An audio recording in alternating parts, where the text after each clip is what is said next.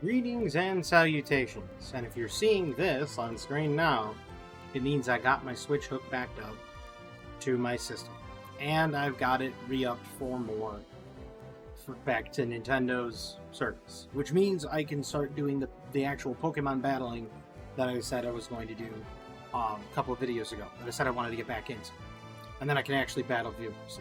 It actually in the description of this will be my Switch friends code. I don't know if I should do the friends code or if I should do. Maybe I could put my Violet. Is there a Violet trainer ID that you can, or is it specifically with friends? I'll check into that, and then whatever it is will be in the description. All right. So anybody out there that's into Pokemon battling and wants to battle, just leave a comment. Let me know, and I will respond to the comment. And of course, I'll give you my friends code for battling and everything like that. So let's hope to see some really good battles on Scarlet and Violet. Now, I know a lot of people don't care for it, because a lot of people just kind of look at Scarlet and Violet as like, oh, they could have done so much more, and they were limited by hardware. It is very true, they were limited by hardware. But at the same time, I'm going to roll for another 6. I don't care. So yeah, they were limited by hardware, but you know what? It's one of those things where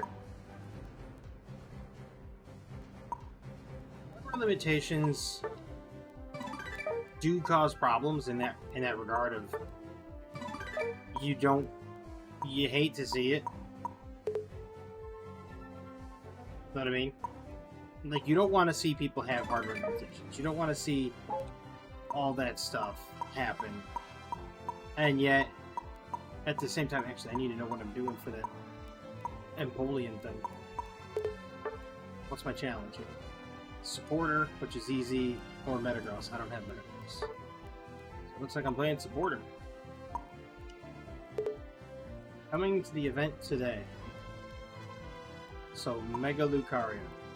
Oh, good.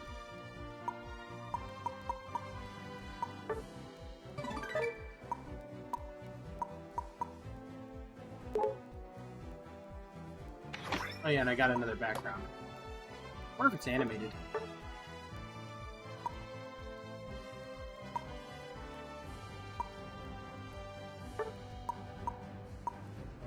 Wasn't that one? Where is it? There it is. Oh, it is kind of animated. That's kind of cool. It's got a citrus berry in it, too. That's a neat little animated background.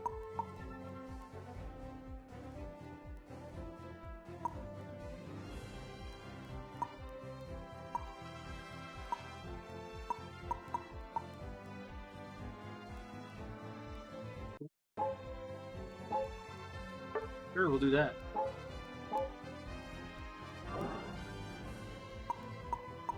I figured in this one, we'll get in, we'll do some of this Empoleon stuff. We'll see how it goes. Earlier today, I had some struggles with teams that were not ideal. Let's just say that. And I stress it a lot in this game, and I try very hard to elaborate the importance of positioning, knowing when to go into fights, knowing what fights to commit to, knowing what fights to back out of, anything like that. But yet, it's just like people just decide they don't care, and they're like, well, we're just gonna grip it and rip it. Oh, you know what? It's mime time.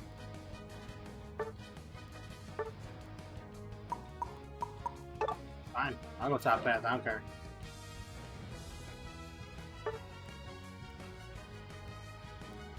Oh yeah, it's mime time.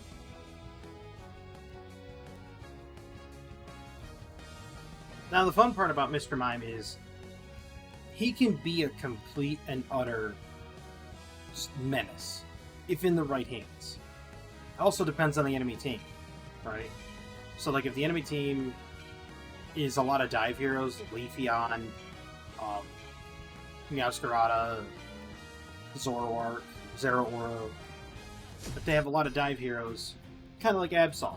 The Absol's a little frail, but if they fix that fragility issue on their Absol and within their like emblems and their item build, it can be a problem. Like Trevenant can be a problem because they could just dive to Mr. Mime and he doesn't really have a way to push them away. I mean, he's got barrier if you go that route, but I like going power trick into psychic. That's what I like.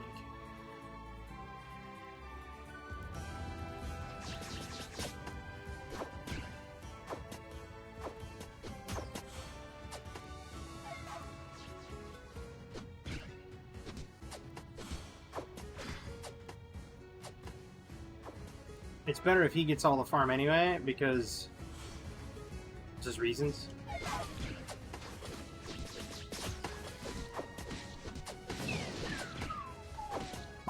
I'm dead. I knew I was dead.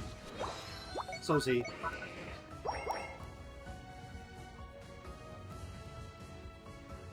We got absolutely steamrolled top, and it's understandable. Like, we didn't have anything to work with.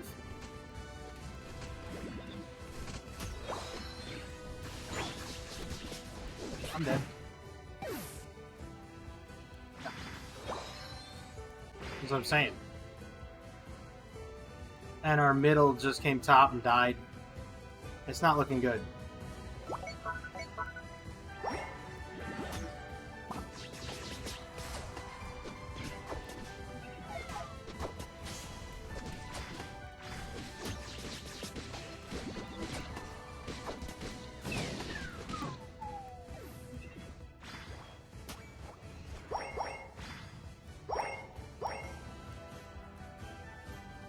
We got nothing.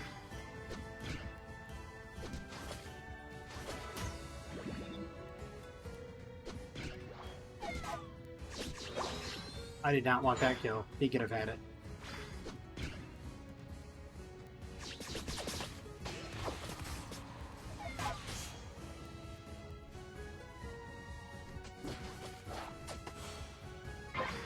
Alright. Well, we might get something. We might be able to peel this one back from the edge of eternity, but it's gonna be tough sledding for sure.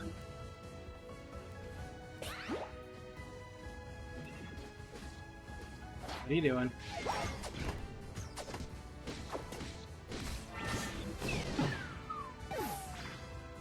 Yep. Dive heroes, like I said. If anybody has a chance to dive to the behind Mr. Mime, it's pretty much over. So it's not a good matchup. It's not. And he just died to the Regidraco, which tells you that he's not mid.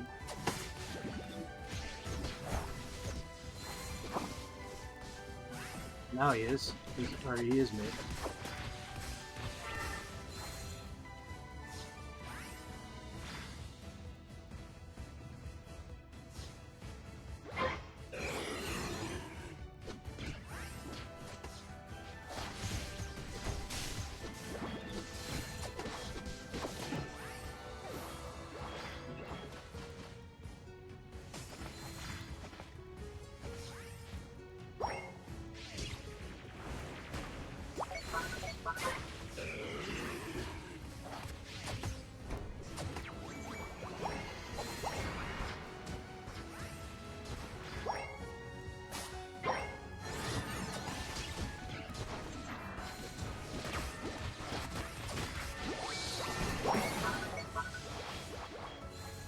That's looking up.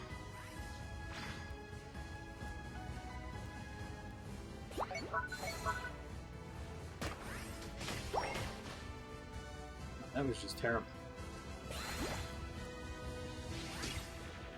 There we go. That's what I wanted to see.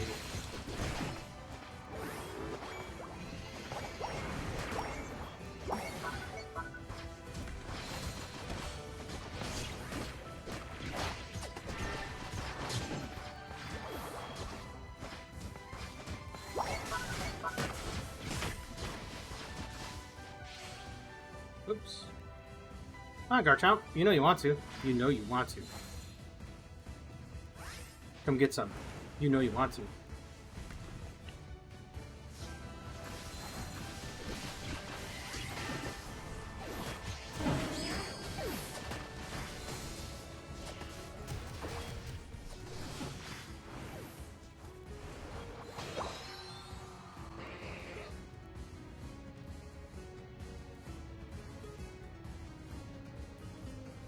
Even though I died there, that was a positive gain for the team. We ended up dropping, what, 3 of them, and we only lost 2 of us. And I still didn't have my Unite move, so...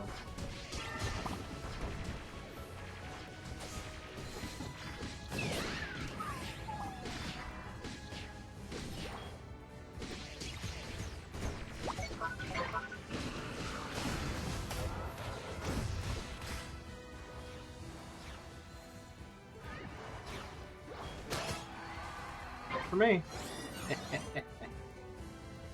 Oh, man. That's great.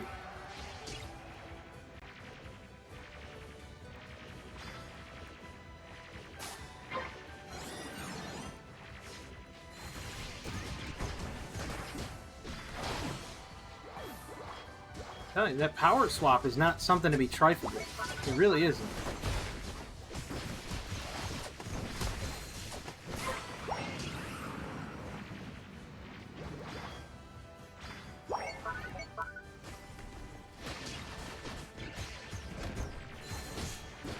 That and the fact that I have the 1 incense on, which means they lose their healing. It cuts their healing into pieces.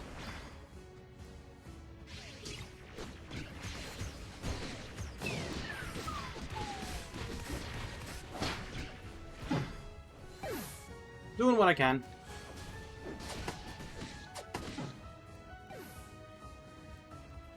He shouldn't have come in on me on that one. I was the architect of my own demise there, and he should have just let me get it. He should have let me die.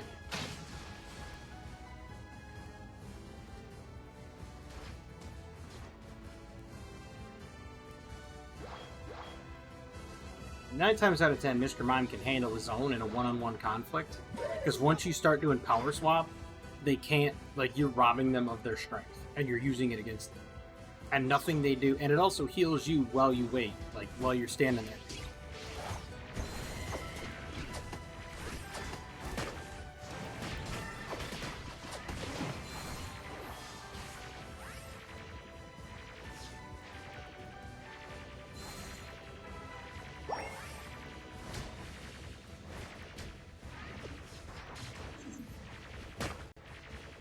Oh, he wasted his dive there. Goodness. We'll just heal that all off eventually. It's no big deal.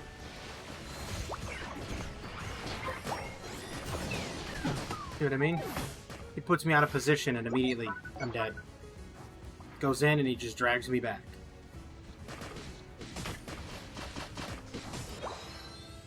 And that was a bad engagement. We just lost 4 people. And they're gonna go.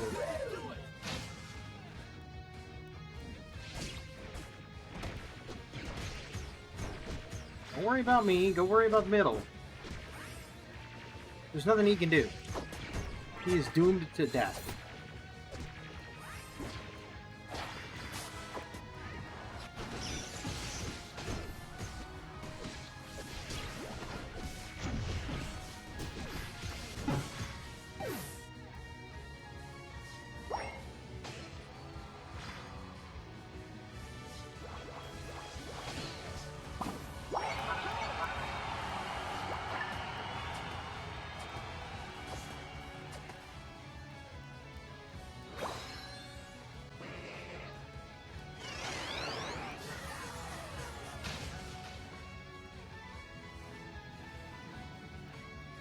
Now, nobody's pushing mid, nobody's pushing the goals. This is problematic. Nobody's killing Groudon. Or we killed Groudon, apparently. So we got the kill on Groudon, but nobody's pushing goals, which means we just have to defend.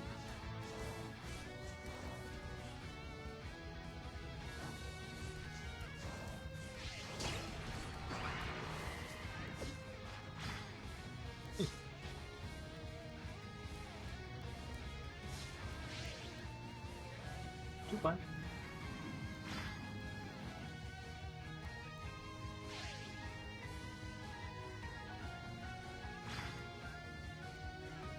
Top's not though. That might be a ruse. It is.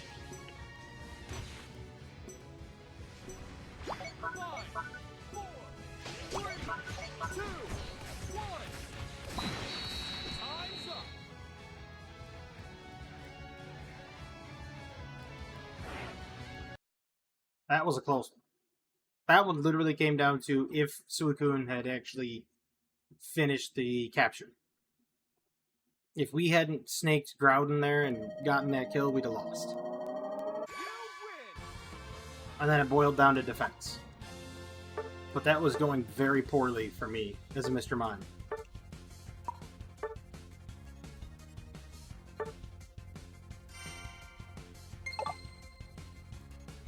That's also the thing, is sometimes when you're playing a MOBA style game like this, Heroes of the Storm, Dota,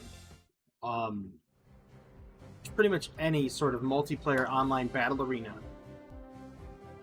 there are acceptable losses. There are people that are expendable. Like, in this game, I was the expendable one. In most games, most times, it's usually the initiator, right?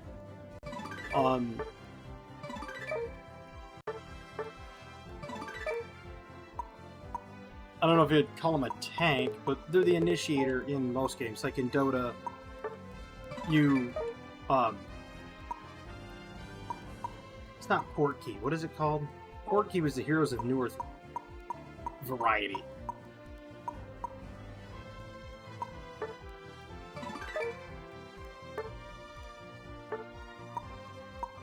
What on earth is the other variety?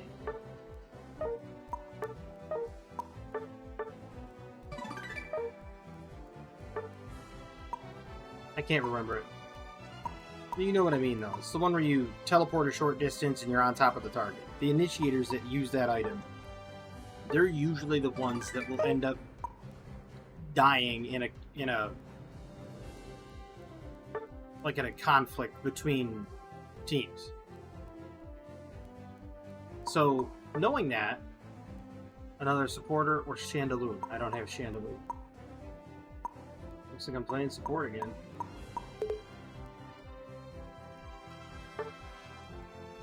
But I mean, it really boils down to, like, there are times you just have to realize that you're the sacrifice for the team fight. And yeah, you might lose one, but you pick up 3 or you pick up 4. Even if you pick up 2, right? You're looking at, you lose 1 player, but you pick up 2 kills.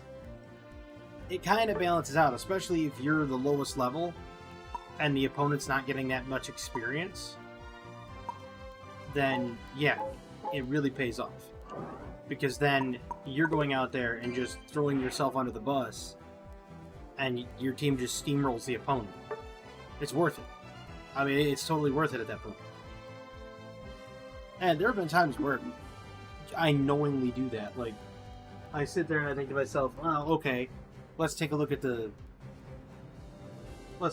players, or the teams that I have. And when I take a look at the teams, I realize, okay, I volunteer myself as tribute to make a Hunger Games reference.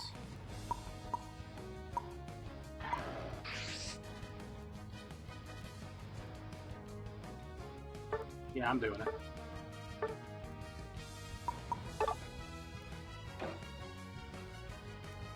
Now, Sableye is a bit of a disruptive support. He's not meant to be that support that throws heals. He's not meant to be the support that's, shielding people, or in Mr. Mime's case, blocking the pathway either away or to, or even in Mr. Mime's case, causing incapacitations. Sableye's support's a little more niche.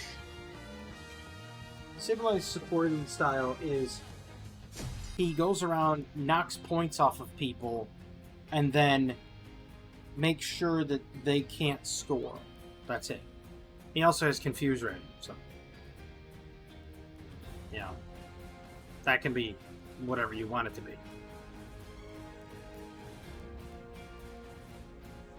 Confuse Ray is kind of fun, because it also makes them attack their own allies. But most of the time, like, he's in stealth, being a sneaky little sneaker, sneaking around, and he's cool. He's just a cool supporter.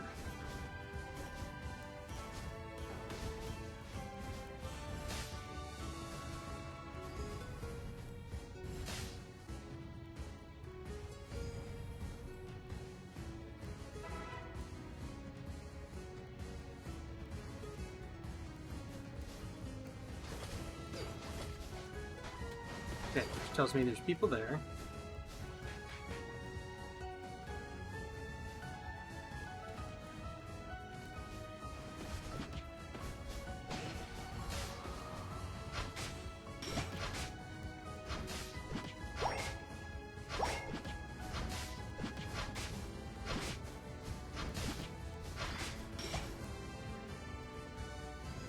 I kind of wanted to be the one to take that kill, but that's okay.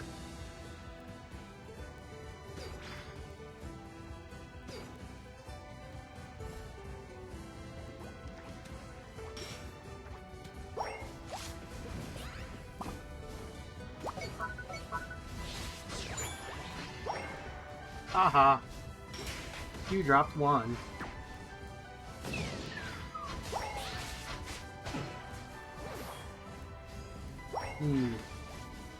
We'll do knockoff, because I can knock all the points off of them. And yes, I run leftovers on my Sableye. For reasons only known to me. It's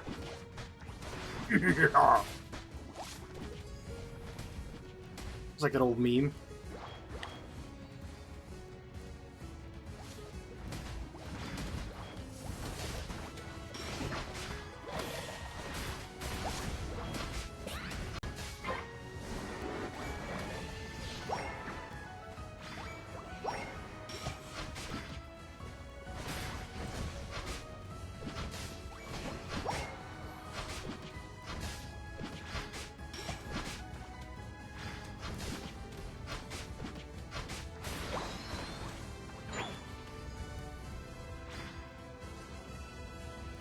And you just sneak away off into the night, and nobody knows you've gone. And then you grab Confuse Ray, and you start firing off Confuse Rays at the enemy to leave them visibly confused.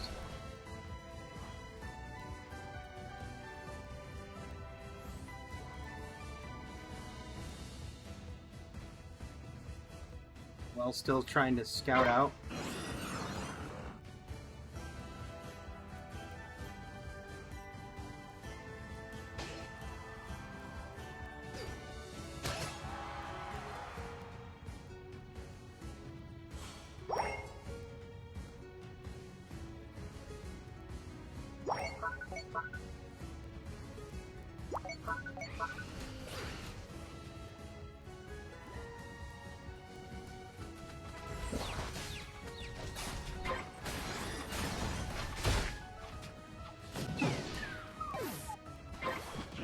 Well, we both died bottom, because my teammate down here is kind of a dumpster, but...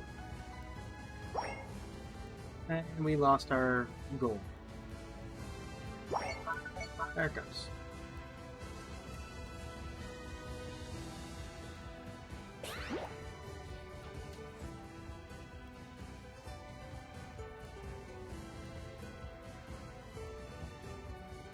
I hate to be the bearer of bad news, Goodra, but you look like you're gonna die, brother.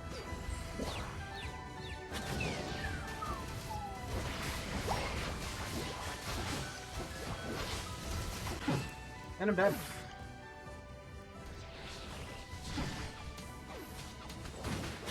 And he's dead. That's the game. And we just lost the second goal. Yep.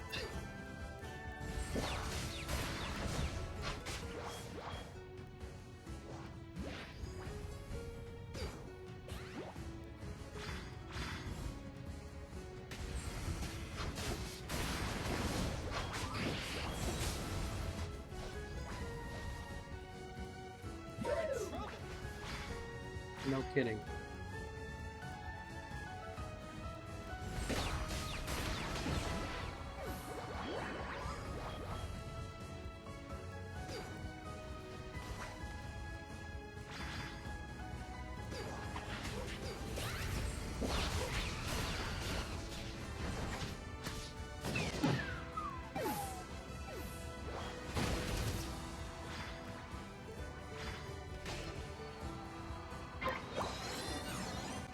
See what I mean about my team being a pack of half-wits?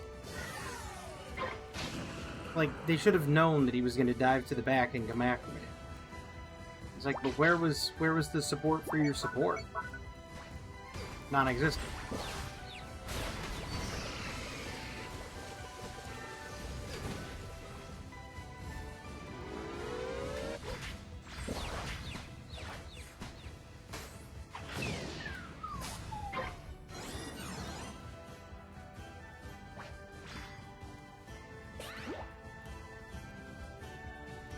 This is the reason I run leftovers. I mean, I'm Sableye. Really need that.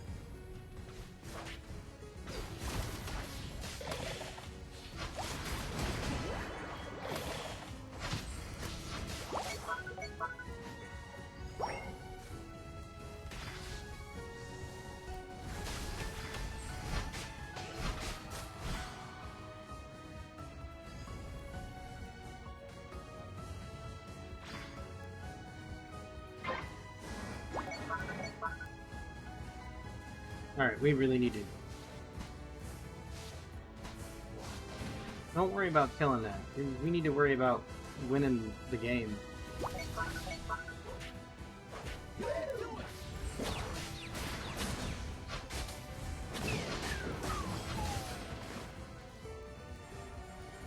Yep, figured he was gonna run.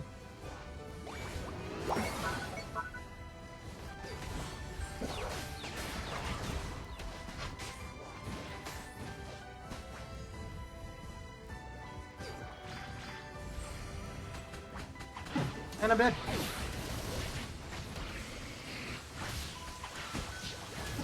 He's dead too. He's dead 3.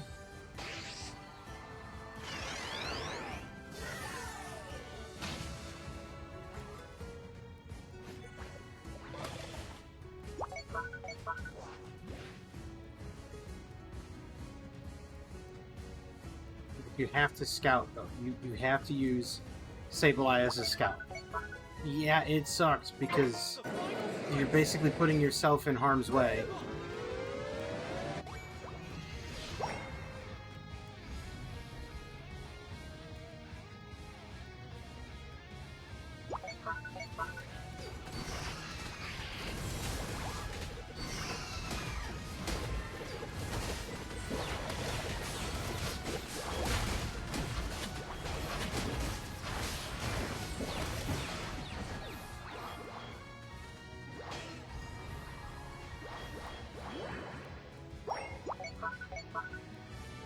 Yeah, I came in and I used my ultimate and sent 2 people back to their base. Just that amount of stoppage. Like, that's the whole way you play Sableye right there. You just gotta go in and you gotta make sure that you can just knock points off of them and... It's not about getting a ton of kills, it's not about having a ton of damage dealt or a ton of health regained. It's you just play the objective. And that's how you play a Sableye. You might die a couple times, but you just play the objective, man.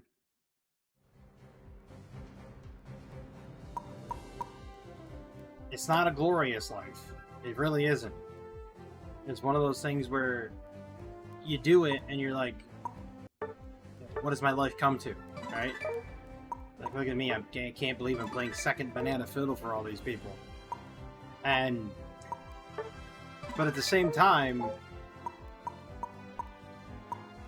a really good Sableye player can absolutely change the tide of battle.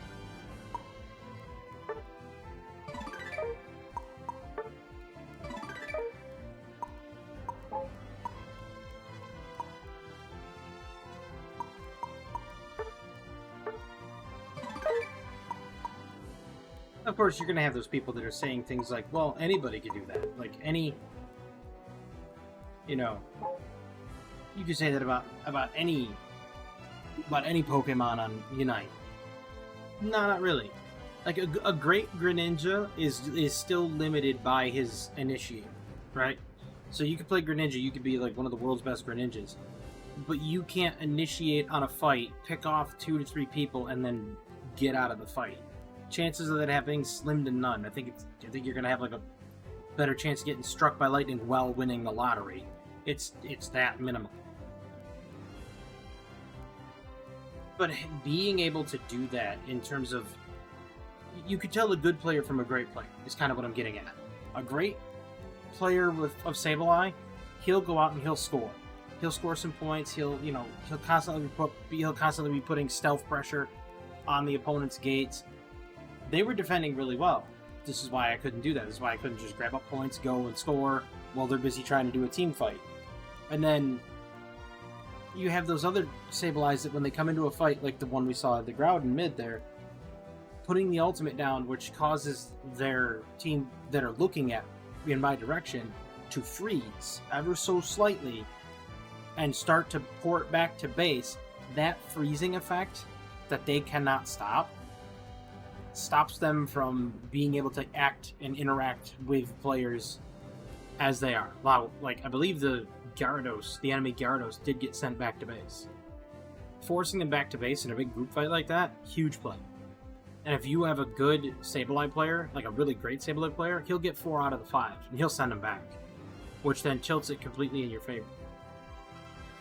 And it works great when you have people, like, there was a game, this was a while ago, and I didn't record it. I was playing Sableye, and they were coming in toward the goal.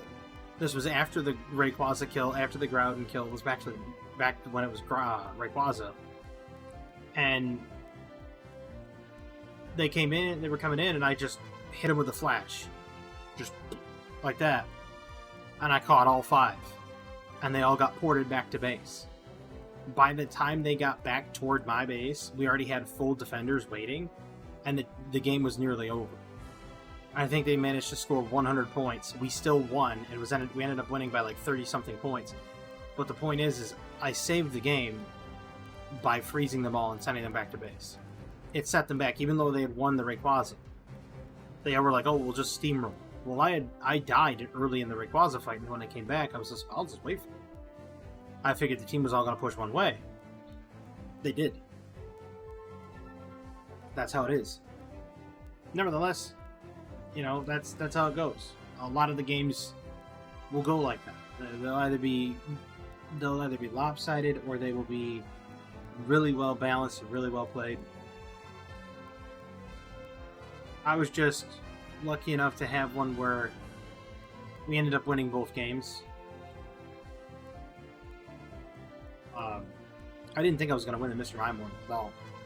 In both games, I was kind of locked down for at least to a degree.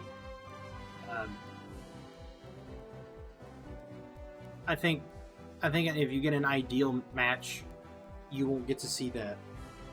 But like, great players and good players of initiators. If you find a really great initiator, like a great Snorlax or a great Mamoswine, obviously top tier player, because they can get in behind the enemy lines and push people around. Even a top tier Trevenant can be a complete and utter disaster for the enemy team. And that's just how it is. So having those people, you can tell when they're like I said, when they're skilled. You can tell the skilled players from the non-skilled players. Because there's definitely a skill cap in the game. It looks simplistic, but there's a skill cap in the game for sure.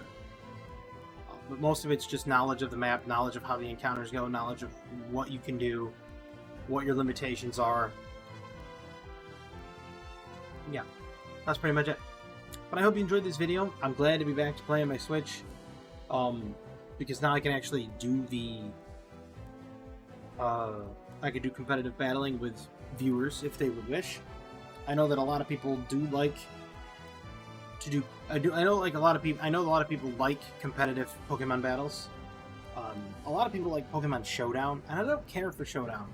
And the reason I don't care for Showdown is because it's too easy to just sit there with the keyboard and tick, and type on your keyboard, just tick, and put in whatever Pokemon stats you want. It's like, well, that takes half the fun out of it. Half the fun of getting it dialed in just right, trial and error, and really working hard at it. And showing off, hey, look, I did this. I put in the time, I put in the effort. It used to be a lot more. You used to have breeding chains. But I'm going to look up the information I need, and if the information is my friend's code, that'll be going in the description for Pokemon battles.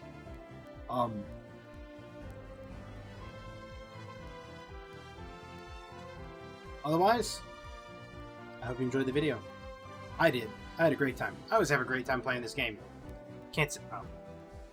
I always have a great time, but there are times I get really salty when my team is just as dumb as Wallspackle. And I've had teams that they were as dumb as Wallspackle.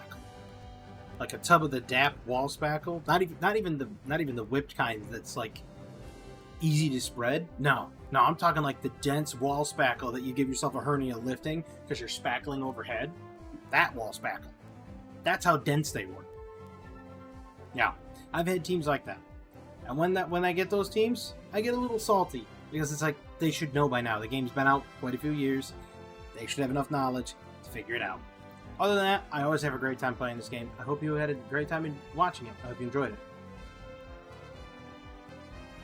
And I hope everybody has a fantastic evening, a wonderful tomorrow, and as always, have a good one.